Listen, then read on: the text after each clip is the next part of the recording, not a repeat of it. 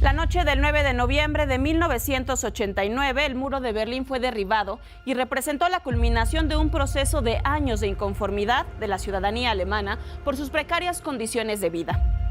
El llamado Muro de la Ignominia dividía no solo la capital, sino a toda Europa, pues representaba la confrontación entre dos potencias mundiales, los Estados Unidos y la Unión Soviética.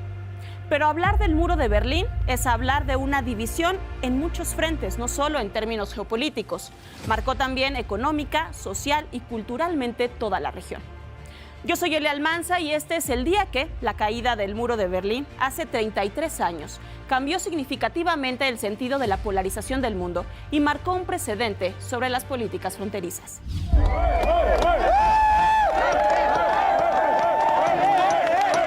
So geht sie zu Bruch und nichts anderes. Und nicht das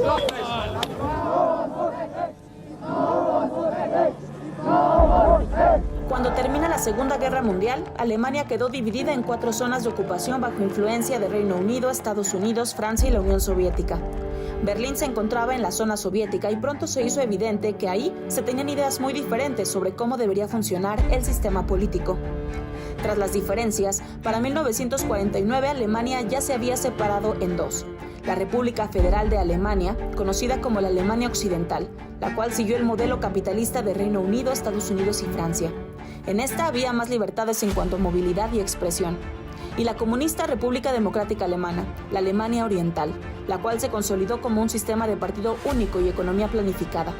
Aquí todo era más rígido y había reglas más estrictas sobre el actuar de las personas, así como vigilancia excesiva.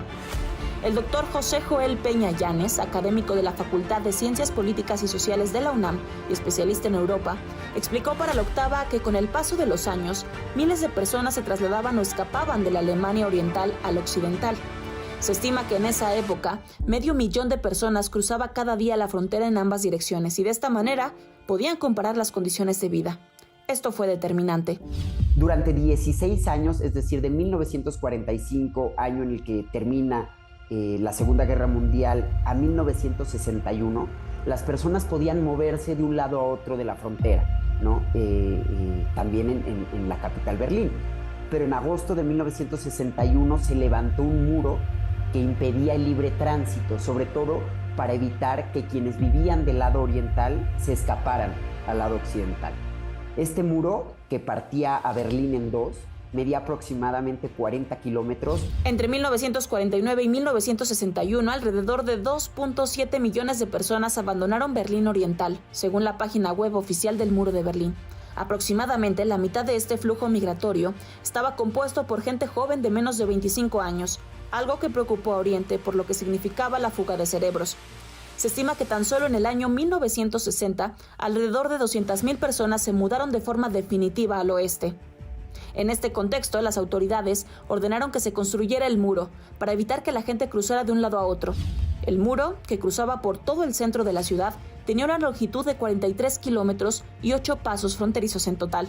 El sistema de control de la nueva frontera aumentaba con el paso de los meses. Contaba con 2 muros, uno interno y otro externo, vallas eléctricas, torres de vigilancia, minas terrestres, perros guardianes y una zanja antivehículos, y miles de policías y soldados que podían disparar a quien quisiera cruzar. Tras varias reformas fallidas por aminorar el descontento de la población alemana sin perder el control, el 9 de octubre de 1989, cerca de 70,000 personas se manifestaron pacíficamente exigiendo libertad. Una semana después, las protestas se extendieron por toda Alemania Oriental.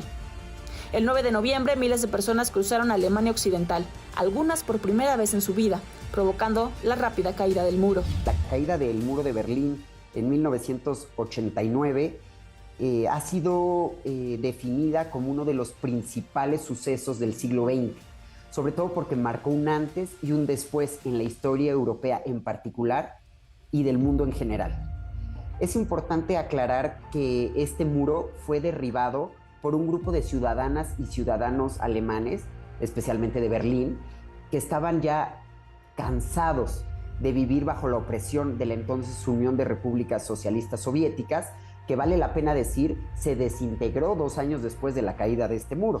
El 3 de octubre de 1990, la reunificación se hizo realidad. Sin embargo, pese a que Alemania es hoy en día uno de los países más ricos del mundo y motor económico de Europa, las diferencias entre este y oeste son aún visibles. Por otra parte, algunas de las secuelas de estas diferencias las percibimos hasta la actualidad, con el conflicto bélico entre Rusia y Ucrania. Sin embargo, dice el doctor Peña Llanes, hoy solo se ha enfocado a intereses geopolíticos y lejos han quedado los intereses y sobre todo integridad de las personas. El aumento de los conflictos intraestatales en todo el mundo y ahora el retorno de los conflictos interestatales con la agresión de Rusia a Ucrania sobrepasa la labor de las organizaciones internacionales. El caso más representativo, por ser la única organización de vocación universal, es la Organización de las Naciones Unidas. Pues este organismo, a pesar de tener como primer y segundo propósitos mantener la paz y seguridad internacionales y fomentar entre las naciones relaciones de amistad, no ha logrado que estos se concreten. Si bien la caída del muro de Berlín simbólicamente representa el gran triunfo del liberalismo y tuvo efectos importantes en América Latina, en la actualidad es una realidad que la política de fronteras cerradas no dista mucho de la que se tuvo en Alemania hace más de 3 décadas. De acuerdo con el Instituto Nacional de Antropología e Historia, se estima que actualmente hay en el mundo más de 77 muros que no son fronterizos, como negocio de una minoría que impide el paso de refugiados y migrantes. Un estudio del Centro de Estudios por la Paz, titulado Mundo amurallado hacia el apartheid global, en el que dicen que alrededor de casi 4.700 millones de personas en el mundo, es decir, aproximadamente el 61% de la población total, viven en un país que ha construido muros, sobre todo para impedir la entrada de personas desplazadas por múltiples razones. Este estudio también señala que más allá de los muros, muchos estados han optado por militarizar sus fronteras. Y no vamos lejos, la frontera entre México y Estados Unidos.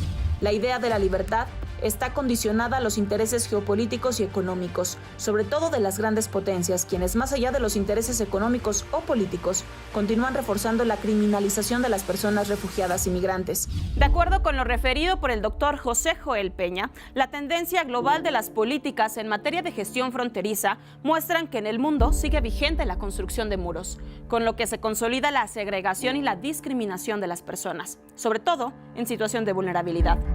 Hace 33 años, la caída del muro de Berlín fue resultado de un grito de inconformidad de la ciudadanía alemana, que triunfó frente a intereses económicos o geopolíticos. Hoy los gobiernos con muros desoyen las voces de las personas y por el contrario aplastan su dignidad y derechos. México, con sus fronteras cerradas y ahora militarizadas, son ejemplo de ello. Como humanidad hemos aprendido las lecciones o recrudecido las divisiones. Yo soy Elia Almanza y este fue El Día Que.